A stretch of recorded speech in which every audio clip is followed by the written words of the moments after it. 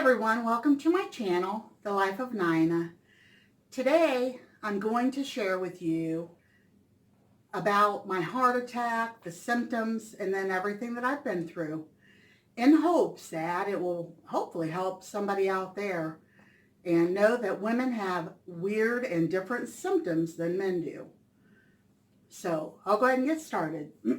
I wanted Steve with me because not only has he been with me through it all, he's been an absolutely wonderful caretaker, but he is my better half, and I just wanted his support sitting here with me on the video, and he can also share some of the details that I might not remember. So what was it, a Saturday, honey, that I had the heart attack? Yeah, Saturday morning you wasn't feeling good. Okay. So Saturday morning, I had, actually for 3 to 4 days, I had been having symptoms, wasn't it? And of course, we didn't know at the time. Heartburn real bad. Yeah, heartburn. And so what I went through was, I was having trouble with my eye, my right eye. And I had written my sisters and told them that I was having some issues with it. And I just kind of wanted it documented through, we always do that Facebook Messenger thing where we write all the time to each other. And so anyway, that's what started. My eye was bothering me. And I'm not sure if that has anything to do with it, but it was bothering me, and it still is bothering me at times. So I kind of think that it might have.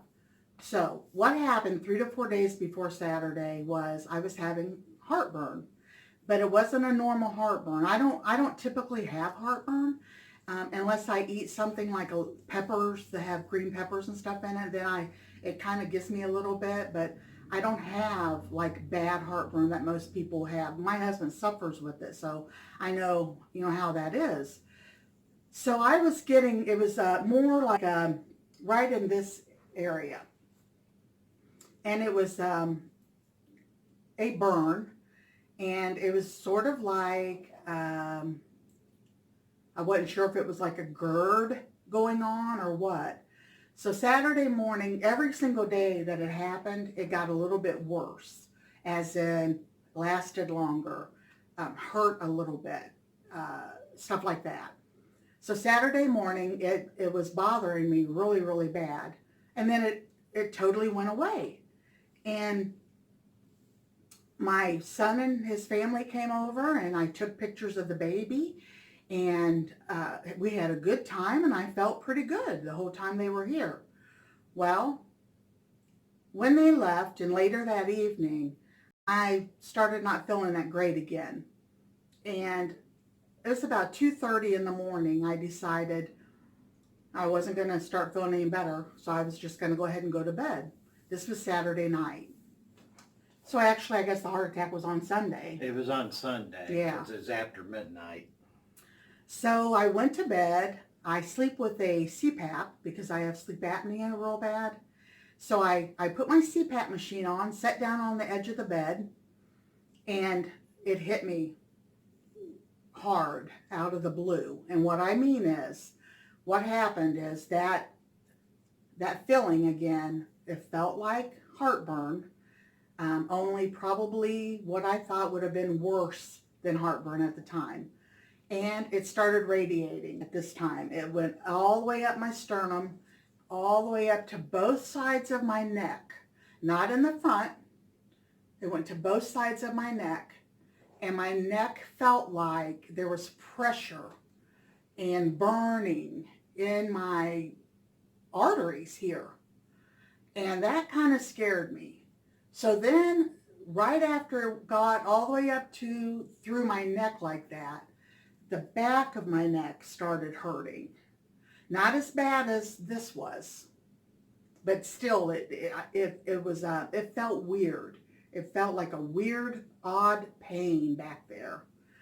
So after it did that, I woke my husband up and told him that something was wrong. I needed to go to the hospital. I just knew it wasn't right. And at that point, I really thought it was my heart. So he gets up, gets dressed. We fly to the hospital, and on the way to the hospital, both my elbows started having bad pains in them, and I was short of breath. And then I started getting a little nauseous, but it wasn't like you hear on TV how, especially men, how they'll have that big stabbing or big pressure, they say like an elephant's on your chest, and then you start throwing up or you get nauseous. It wasn't like that. It was like I had a touch of the stomach bug. That's about how the nauseous felt.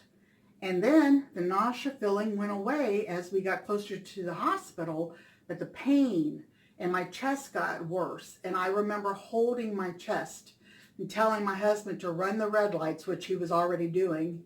Yeah. And thank goodness it was, 3 o'clock in the morning by then. And we're not too far. How far from the hospital?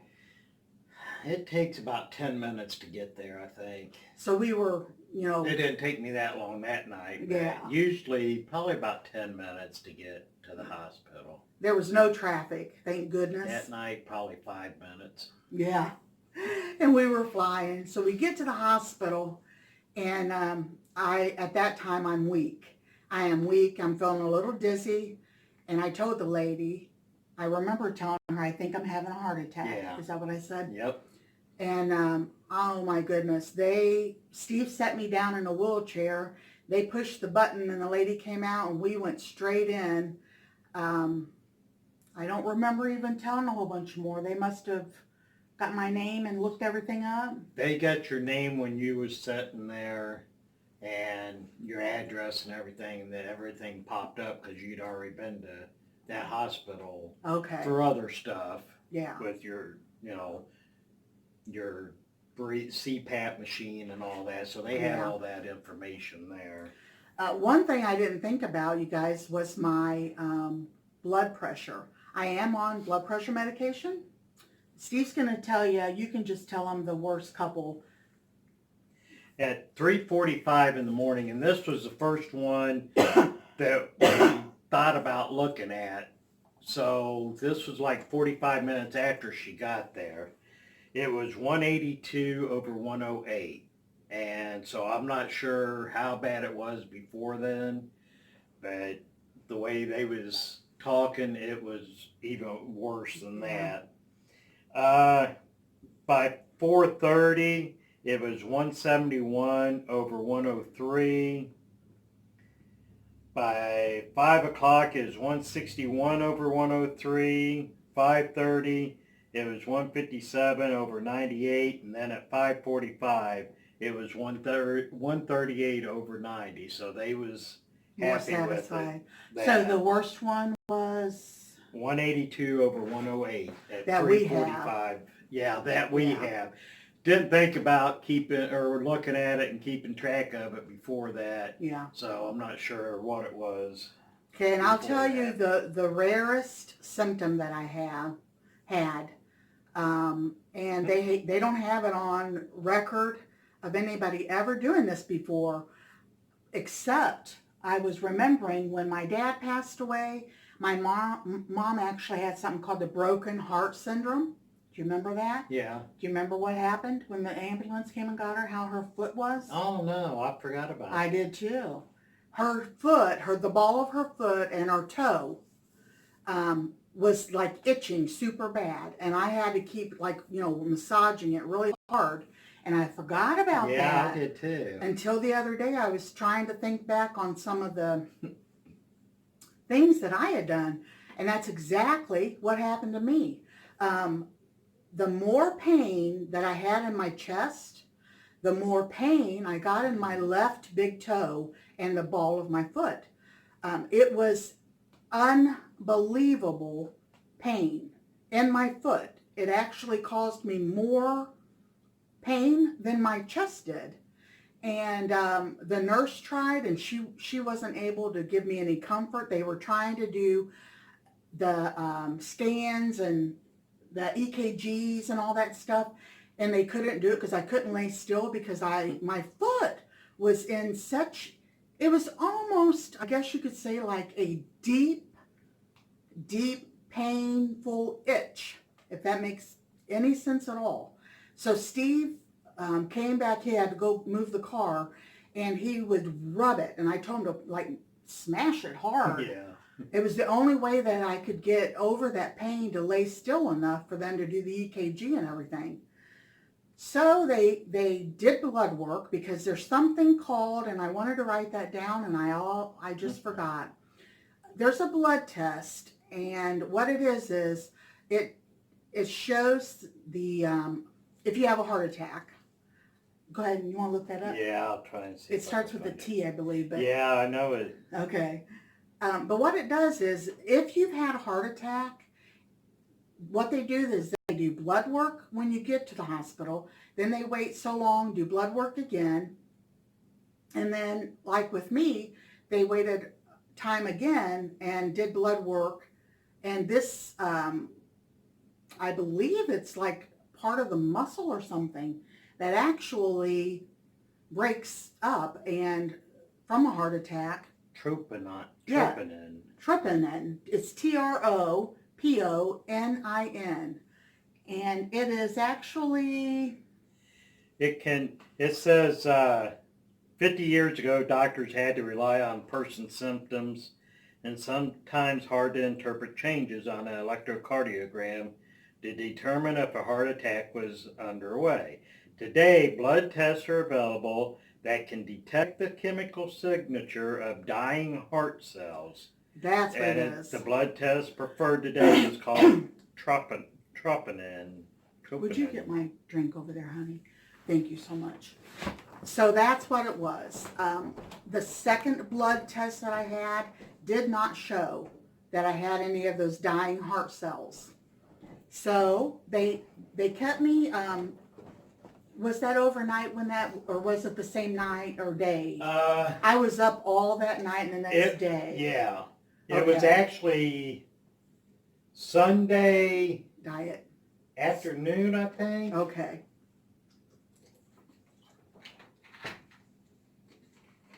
So Whatever.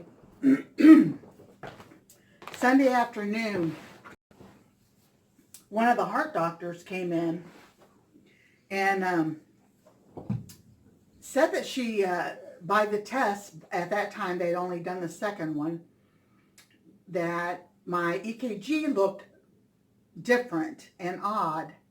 But I asked her, I said, so, does that mean I didn't have a heart attack? And she said, yeah, you didn't have a heart attack.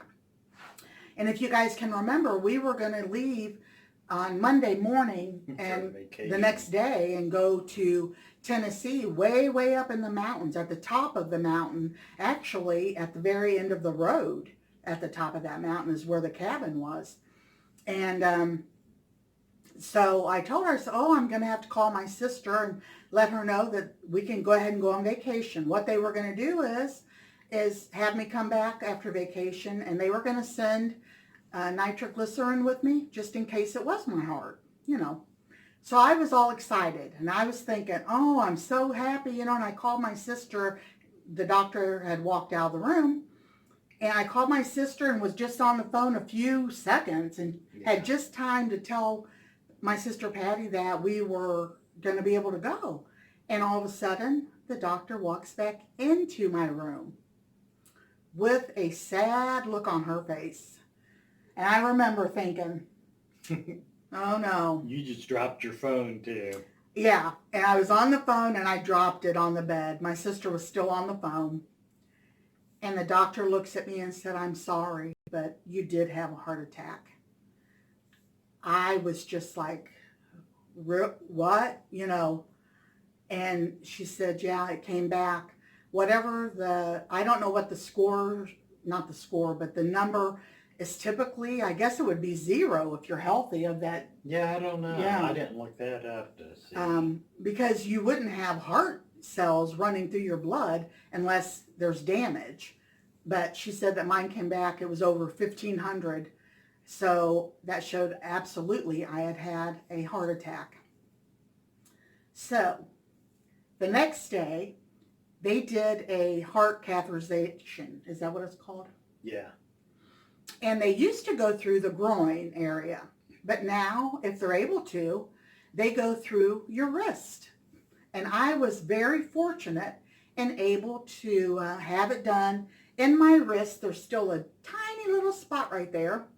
And by the way, at the end of this video, I'm going to have pictures of me, of some of the scar, of the bruising, of me when I was still with the tube in right after surgery. I'm going to have every one of those pictures at the end of this video. So if you guys don't want to see them, I'm going to let you know at the end when I say have a great day or whatever, after that you're not going to want to look at them.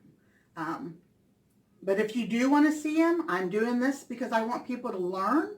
I want people to know exactly how you're going to look and how you're going to feel and how you're going to be afterwards. So I had the catheterization thing. Did you need to? Well, I was just going to talk about that test. Okay, go ahead. The normal range is listed at 0.00 to 0.40. Then 0.41 is technically positive, although very weakly so, and 10 is very positive. So they said over 1,500, and I don't know if how it's done differently. Yeah, Every test is done differently. All right, so I had the catheterization, and I was awake.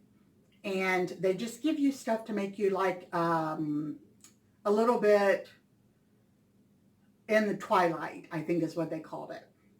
So I knew that it went really, really quick. And I was wondering, wow, that was fast. Well, the guy that did the heart cath walked up to the end of the table where my head was at, and he said he was sorry that I was going to have a triple bypass. I was literally like in shock. I looked at him and I was like, okay, I didn't know what to say. I didn't know what to do. I didn't cry. I just was numb feeling. And so he told me they were going to get me back up to my room and that they were going to go in and tell my family. So I don't know what all they said. You want to share that? They came in and told us that she had 3 blockages, so she would need triple bypass surgery. One was 95% blocked, one was 85% blocked, and one was 80% blocked. And they couldn't do they did the cath, but they couldn't do stents or anything because they was blocked too much. And so they was going to get you ready for triple bypass surgery in the next couple of days. So that was on Monday. You had surgery on Wednesday. Okay. So I remember that day, Monday, everything was honestly like a blur to me. I think because I didn't know how to accept it, maybe. I hadn't cried. I had spent all day with family and friends visiting, and I felt like numb. And that lasted until I ended up having those pains again, wasn't it? Yeah. I started having that same feeling. Well, actually, you didn't really break down until that one nurse come in to get blood out of the artery and couldn't get it, and that's when you broke down. Yeah. And did I have the nitro after that or before? It was after, wasn't it? Yeah, it was after that. Okay. So I had this young, sweet girl come in, and I never knew that they had to take blood out of an actual artery, not the vein. And arteries are deeper. Arteries roll, I guess, and it's painful. Yeah, they said it hurt a lot more than just the vein. It was painful. And I think what happened was she went, well, as you guys, I'm still carrying some of the bruising, but when she went in, it was painful. And I remember, I don't remember even what I said, but I remember saying it hurt really bad. Yeah. And she said, don't move, don't move, because it would roll. And I didn't move, but I couldn't stop crying. It wasn't crying like, a deep, heavy, like you're bawling your eyes out. It was a crying that the tears would not stop running out of my eyes. It was like a stream, like someone had turned a stream on, a faucet, and they just kept coming. They just kept coming. And I apologized to her. I didn't want to hurt her feelings, and she just kind of laughed and said, honey, what you have been through and what, you're getting ready for, of course, it's going to have to come out. You need to cry. Tears, cleanse, and they did. But I ended up, like I said, having more pressure, and I wasn't sure if it was anxiety. I wasn't sure if it was another heart attack coming. And of course, they weren't sure either because I was still having trouble with blood pressure and all that, trying to get me stabilized for surgery. So they ended up giving me a low-dose Xanax in case it was anxiety, and it didn't help. They said it should work really quick, but it didn't at all, and it was still really getting bad. So they gave me a nitro under my tongue, a nitroglycerin pill, and they put them under your tongue because your tongue has all of those veins and stuff, and it works really, really quick. And I never heard about them. I've lived in a family that has suffered with heart disease for always. My daddy had open heart surgery, and all my uncles, I've had cousins and grandfathers, but I never knew that a nitroglycerin pill under your tongue burned. Nobody ever told me, and that's why I wanted to make this video. It's not a burn like, oh my gosh, get it out, not like that, but it burns. And I remember trying to move my tongue to get it to hurry up and dissolve faster because it was just uncomfortable. And then my head started hurting a little bit, which I guess is one of the very, very signs of having a nitroglycerin because it opens everything up. But it wasn't a super bad headache. It was just, I noticed it. And then all of that feeling that was in my chest, like that, was gone. So that's when they knew it was my heart again. So the next couple of days, everything was a blur because I had so much testing to do.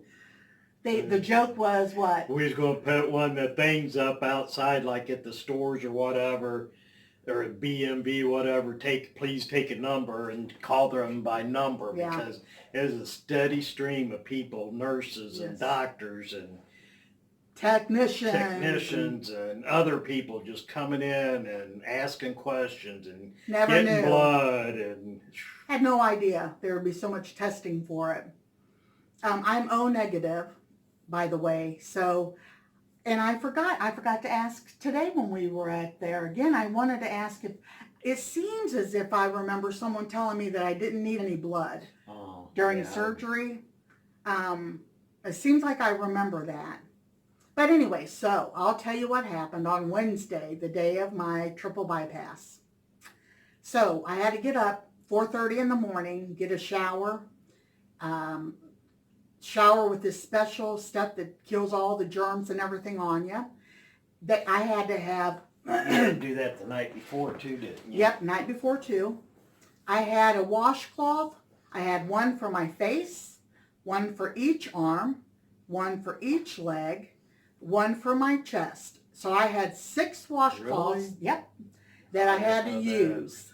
And I had to use special soap on for each washcloth. And so I was real weak and I was real tired, even before the surgery because I had had that heart attack, so it caused me to be weak. So I got out of the shower and got my robe on, got back into I was actually in the chair at that time. I set up in a recliner, and then my family came, and I had to get in the bed before they got there. And all the family got there at 6 o'clock, wasn't it? No, 6:30. 6:30? Yeah. I thought it was supposed to be 6. Oh, yeah, it was 6 o'clock. Okay. So everybody got there, and you guys went down at 6:30. Yeah. You guys are going to think that this is a total blah, that it ain't true, but it is true. I don't know if it came across or not, how at peace I was. Did it? I was totally at peace. I was not afraid. I had just prayed, and I had asked God that either way that I would be a winner. If I passed away and made it to heaven, there's a song called I'm a Winner Either Way, and that's exactly how I felt. Of course, I wanted to live, and I knew I'd be a winner for sure if I lived, because I have my... But they were so impressed that I woke up as soon as I did, wasn't they? Yeah. Everybody was impressed. They just kept going on and on and on about it and how well that I had done. But this is the part that I'm going to tell you is the truth. But don't ever let it stop you from having heart surgery, because it's well worth it. Now, at the time, I probably would have said no, it wasn't. The first day after, when you're fully awake and they get you up walking and all that, I honestly kind of wished that I would have just went on home to heaven, because the pain was that intense. It didn't last long, and they got the pain under control, and I started doing better. But I tell you what was the scary part is with my surgeon, I had 4 tubes that, what are those called, sweetie, that collect the blood and the fluids. Drainage tubes, yes. And I had big old plastic things that would hold, they weren't those little bags that they squeezed out. They were big plastic containers. And when I walked, they gave me like a little tiny shopping cart, and they would put all that stuff in the cart, and then I would push that around with me.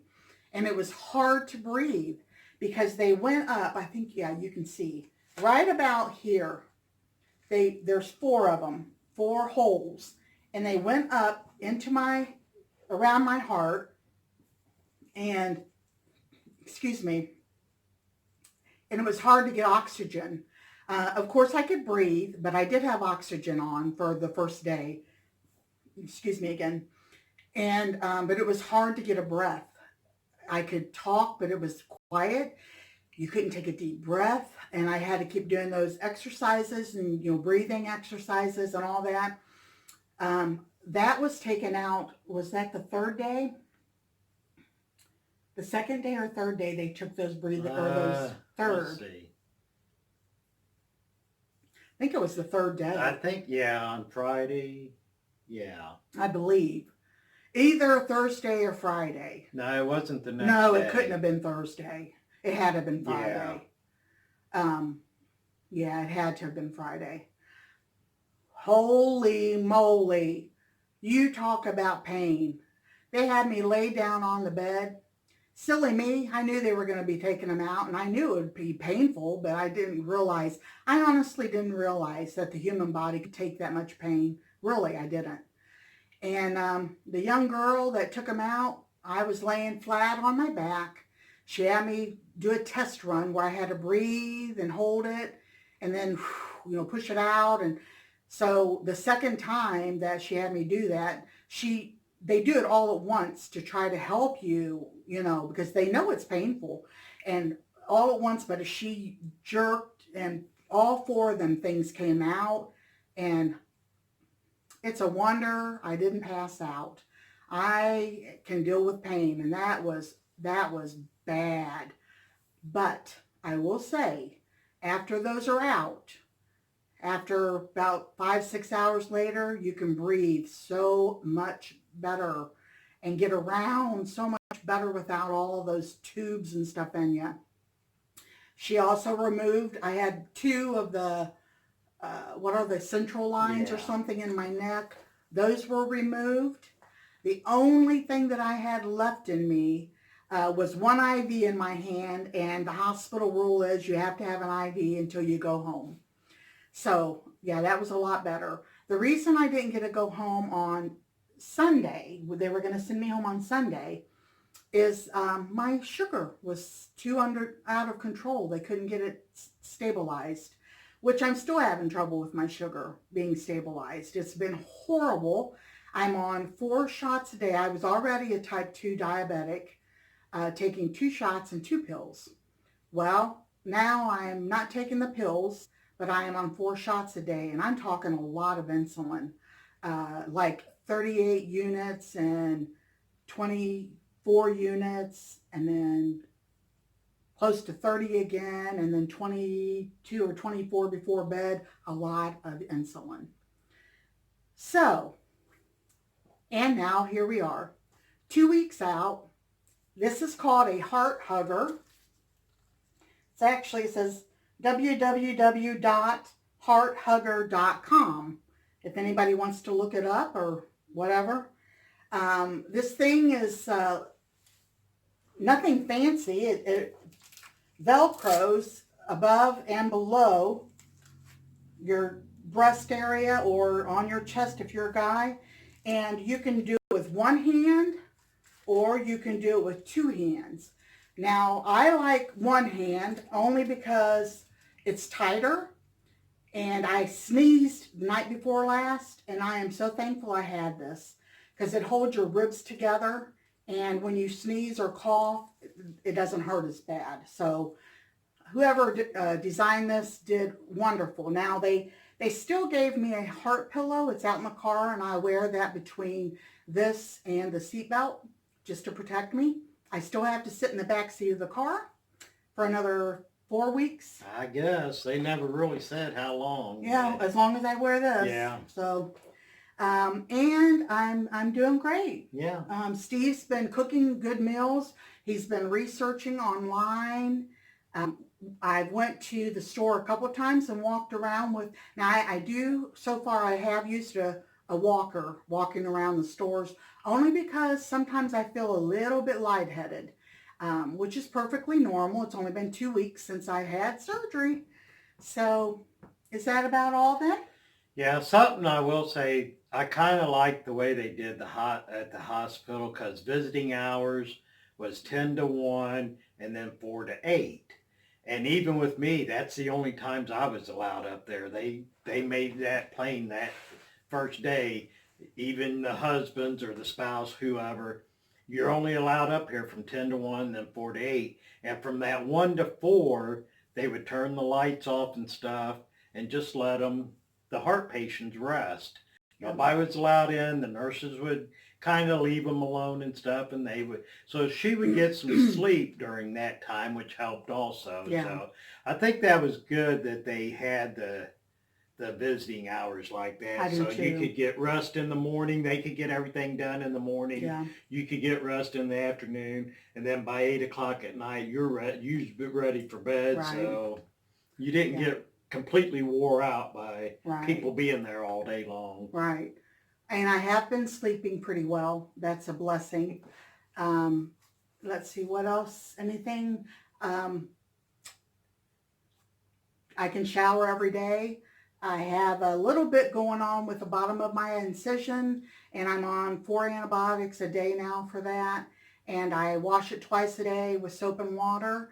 And then I use the Benadine on it twice a day. And so that, and basically I'm on a blood thinner that they're having trouble regulating. But other than that, it's just my sugar. My diabetes has really been crazy, but they say, that happens, and eventually it will get better. I am now they didn't put me on a program to lose weight, but I am they wanted me to do 3 meals a day with 1 snack before bed. So that's what we've been doing. Yeah. I've been eating breakfast, lunch, and dinner, and then I have a snack of something like those little 100-calorie packs of almonds. But I've been trying to stick around 1,200 calories a day because I want to get healthy. I want to live. Sugar-free stuff. Sugar-free. And as low sodium as possible. Yep. And I've been doing real well. Steve's been joining me in most of it, Yeah. eating what I'm eating. And So we'll see you guys in a I'm couple craving months. a pizza, but Yeah. she can't have that. No so. pizza for me. No, no. So, all right. Thanks, everyone. Just to let everybody know, because I know Nina always talked about her chickens. Yeah. They're still doing good, and we're still getting 6 or 7 eggs a day. And so I've got like 6 dozen in there now I got to get rid of.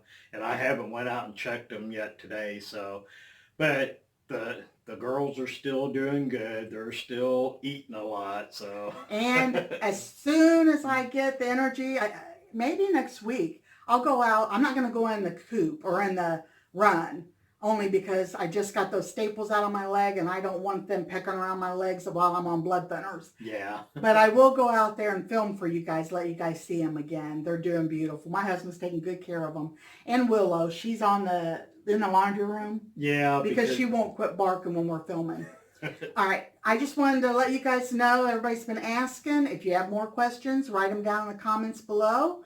Hopefully everything's going to keep going well and I'll just keep healing and be back to myself. I feel like I have more energy. Yeah, you I do. feel like I'm not sleepy all the time like I used to be. Yeah. That could have been a lot. Could have been. Because I was so blocked up. I don't know. We're thinking it was your fibro, chronic fatigue. Right. But a lot of it could have been because your blood wasn't circulating. Yeah, true. So just want to say thanks and stay tuned. And I just, we love you all. We thank you for everything. All the beautiful cards and comments and everything else. Talk to you later. Bye. Bye-bye. You didn't.